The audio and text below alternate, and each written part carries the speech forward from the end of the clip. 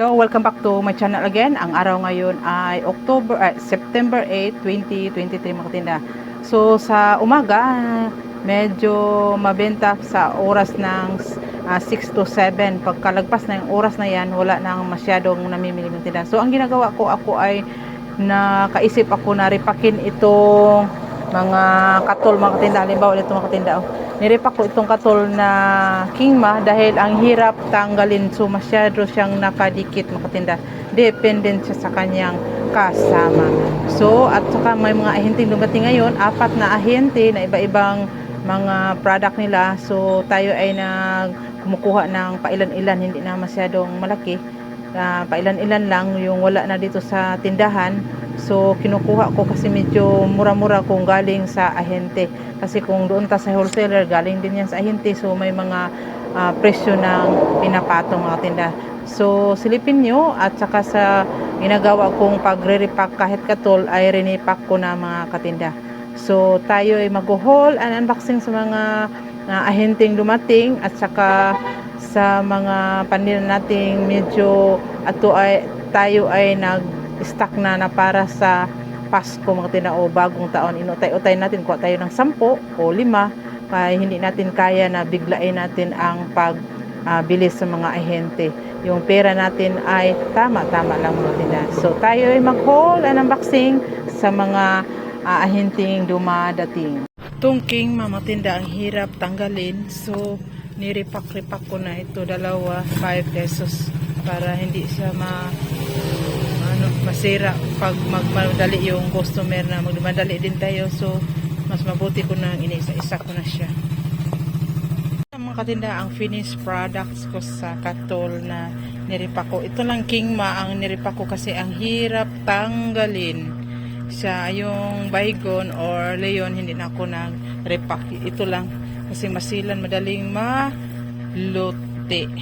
So yun mga tinda, at saka yung mga trisby, yun 2 box lang muna yung nirepack ko, yung kaya lang maubos sa 3 araw o 2 araw.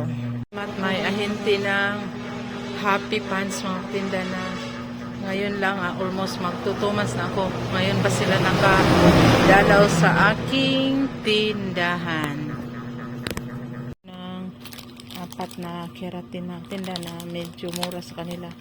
Ito ay 67 at saka 15 na peraso na Happy Pants na double XF kasi ang mabenta dito doon sa aking lumang tindahan mga tinda. 15 na bags, so nakabayad ako ng 860 to 65. Red box ha, blossom at saka ito snacks nila para pang December na, yung corn tinapa din, ito pang vermicelli natin. Kung magkano yung bintahan natin itong mga item mga katinda, ito ay para pang Pasko na, so layo pa ang kanyang expiration, so 2026 pa, so maubos pa ito mga tinda. Kumuha ako ng tag 10 peraso, yung style corn nga medyo lata na, at saka itong buo pa yung whole kernel. So ito, ang isa nito ay sa product ito ng ang kanilang whole kernel ay tag 39, ang benta ko ay 48 pesos. So pinipresyuhan ko na para hindi natin malimutan. Kasama ito sa mega sardines na product to. Hindi ko pa ang mga ahente, alam yung mga product nila. So may sila, itong green fish na ang capital ng green fish ay 13.10, so 18 ang benta ko mga tinda. More than 15% ang pinapatong ko kung may maghingi ng discount, so ganun na lang mga katinda. At saka may sila ito, saan na yung nag-promo ng kanilang mega sardines. Dito tayo, itong breadcrumbs, 14.80 ito. So benta ko niyan ay 9.10 pesos. Nasaan na ba nito? 19 pesos ang breadcrumb na ang capital ay 14.80. Kumuha ako to ng 10. Ang daming ahente pa rin kahit napatungo ng Sabado. Ito ay, ang benta nila ay 7.40. So, benta ko nito ay 10 pesos. 20 na piraso yung kinuha ko. Ito ang promo nila. Oh. Lima yung laman, 208. So, nagkahalaga siya ng 21. Kano ba yan? Saan na ba yan? 20. Dara. So, benta ko nito ay 24 per piraso. 5 ang kinuha ko na nakabalot na siya. Makita yung mega. Ang benta ko niyan ay 424 pesos. Saka may mga ano sila.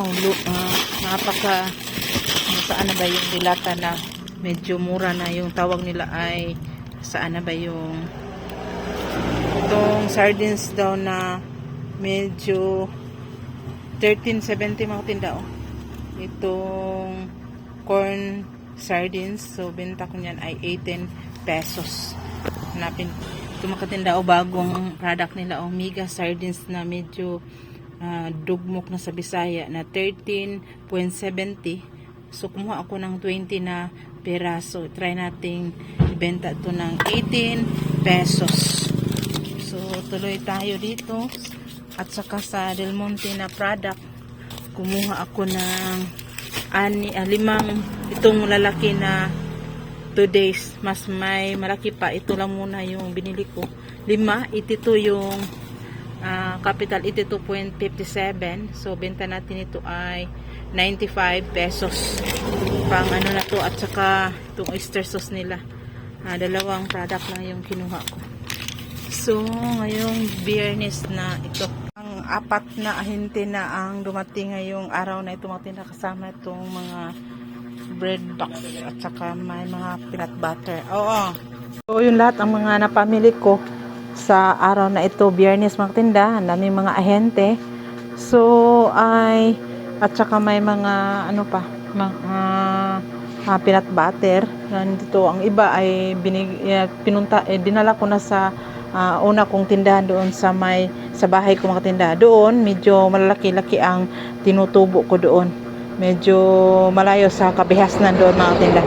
So yun lang muna aking masishare na ang ganda talaga pag may ahente na makapunta sa ating tindahan. Medyo baba talaga ang presyo.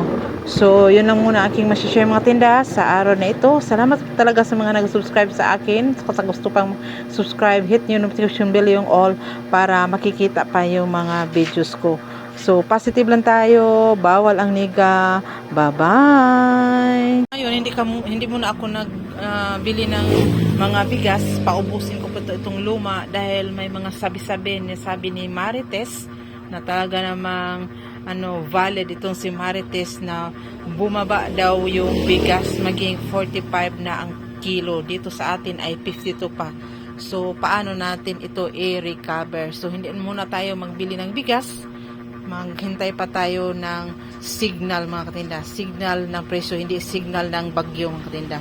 So yun lang at salamat sa inyo.